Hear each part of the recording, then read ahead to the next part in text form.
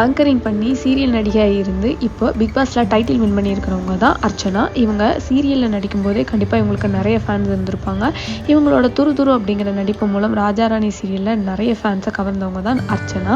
அதுக்கப்புறமா இவங்களுக்கு பிக் பாஸில் கிடைக்கக்கூடிய வாய்ப்பு கிடைச்சிது. ஸோ வைல்ட் கார்டு ஒரு பார்ட்டிசிபெண்ட்டாக தான் அவங்க பிக் பாஸ்குள்ளே போனாங்க. அண்ட் போனதுலேருந்தே பார்த்தீங்கன்னா ஆரம்ப காலகட்டத்தில் என்னால் இந்த வீட்டிலே இருக்க முடியாது அப்படின்னு சொல்லி அழுதவங்க இன்றைக்கி டைட்டில் வின்னராக ஆகியிருக்காங்க. ஸோ கண்டிப்பாக இதை யாருமே எதிர்பார்த்திருக்க மாட்டாங்க. அண்ட் அவங்களுக்கே ஒரு சர்ப்ரைசிங்காக இருந்ததாகவும் சொல்லியிருந்தாங்க. அண்ட் இவங்க டைட்டிலை வின் பண்ணதுக்கப்புறம் ஏகப்பட்ட மாதிரியான நெகட்டிவ் கமெண்ட்ஸ் வந்துச்சு. அதாவது பிஆர் டீம் மூலமாக தான் இவங்க பணம் கொடுத்து தான் வின் பண்ணியிருக்காங்க, நிறைய ஓட்ஸ் அப்படி தான் கெயின் பண்ணாங்க அப்படின்னு சொல்லிட்டு. பட் அது எல்லாம் இல்லை அப்படிங்கிற மாதிரி அர்ச்சனாவே சொல்லியிருந்தாங்க. அவங்களுக்கெல்லாம் பணம் கொடுத்துட்றதுக்கு எனக்கு எங்கே பணம் இருக்குது, நானே இதில் ஜெயிக்கிறதே இவ்வளோ தான் அப்படின்னு சொல்லியிருக்காங்க. ஸோ அதில் வின் பண்ணதுக்கப்புறம் பார்த்தீங்கன்னா இவங்களோட ஃபேம் மற்றும் ஃபாலோவர்ஸ் இன்க்ரீஸ் ஆகிட்டாங்க அப்படின்னே சொல்லலாம்.